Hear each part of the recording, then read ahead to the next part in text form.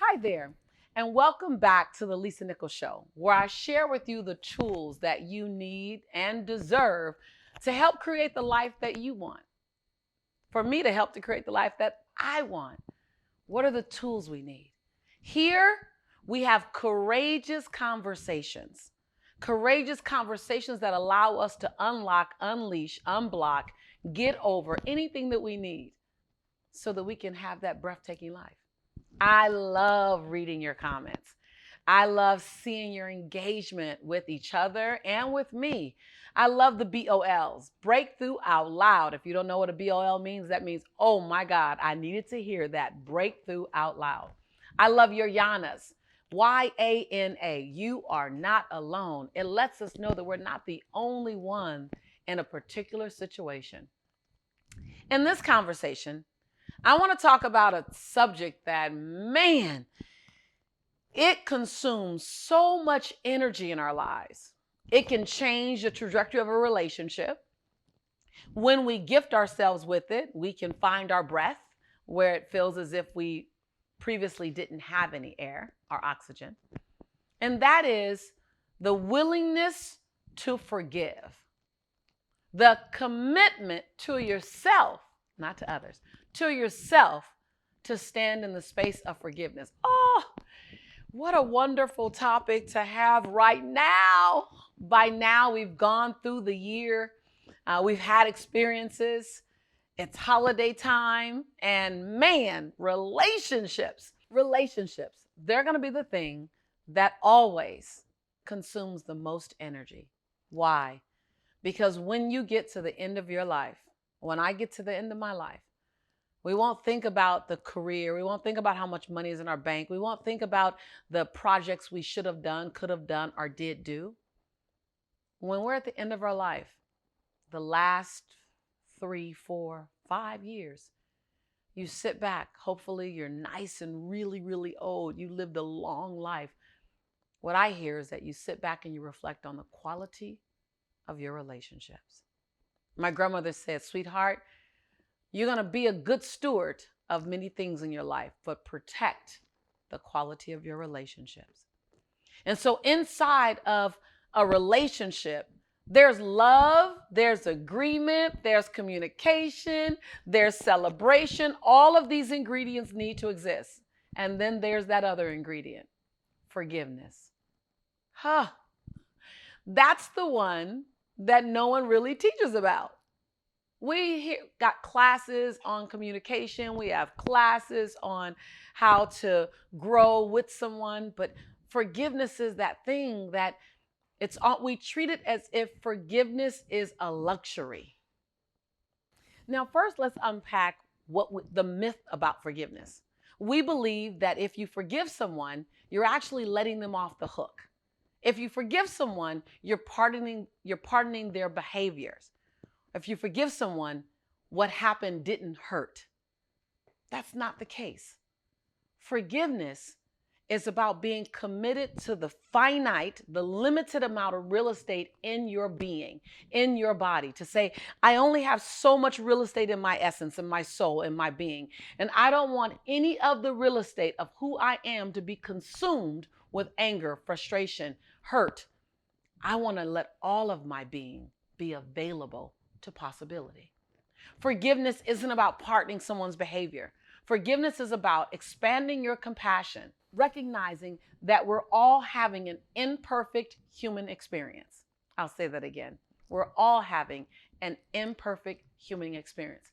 When I would be violated, and my God, I've been violated on so many different occasions, whether it was betrayal, whether it was lied to, whether it was stolen from, all the things that happen in life.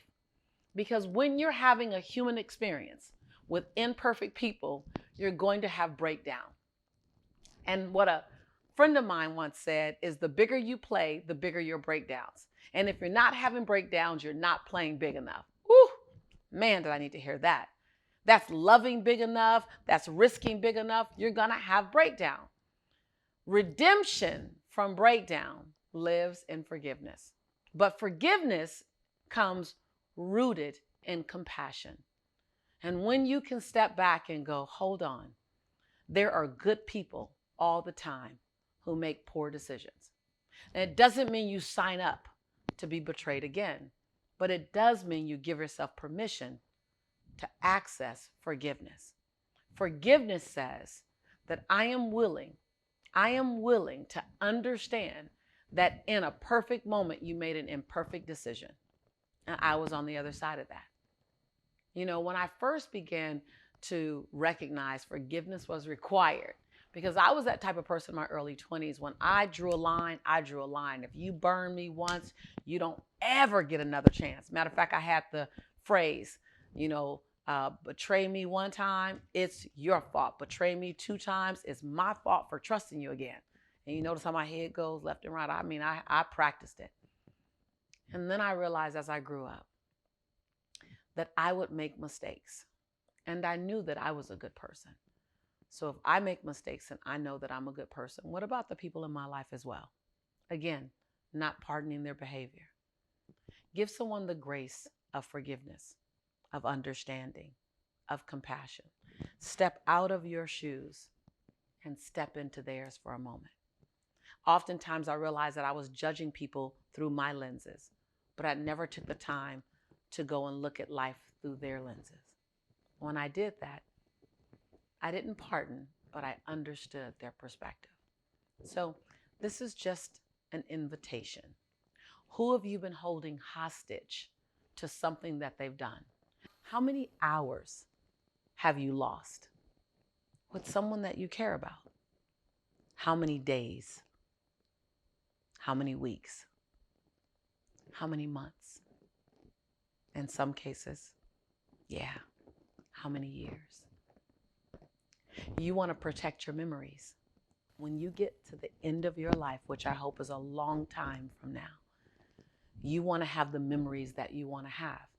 If they include someone that you're currently inside of a rift with, then do your part. You might not mend the rift, but at least do your part. And if you don't ever see or speak to them again, maybe they're no longer here, maybe they're no longer around, maybe they've transitioned, maybe the opportunity doesn't present itself, still access forgiveness. Why? Because at the other side of forgiveness is peace of mind, grace, and ease, and more human real estate available for your breathtaking future. Now, remember, this is not a monologue. This show is a courageous dialogue, a courageous, dynamic conversation between you and I and some other amazing gladiators and wonderful unicorns. I'd love to hear from you.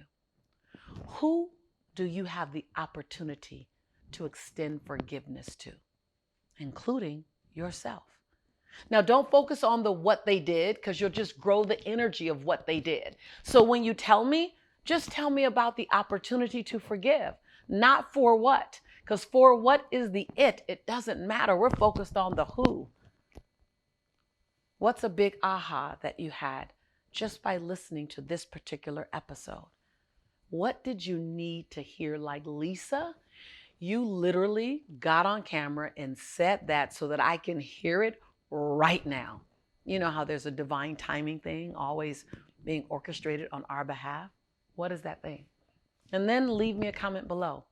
Be sure to subscribe and look out for more courageous conversations, because I create them just for you. I create them for us. I create them for our breathtaking future. After all, this is your home. We are your community. And I am your sister in prosperity and in possibility. And when I say that I love you and I believe in you, it is not for lack of conversation. It's because I do. I believe in you and I love you. I'll see you real soon.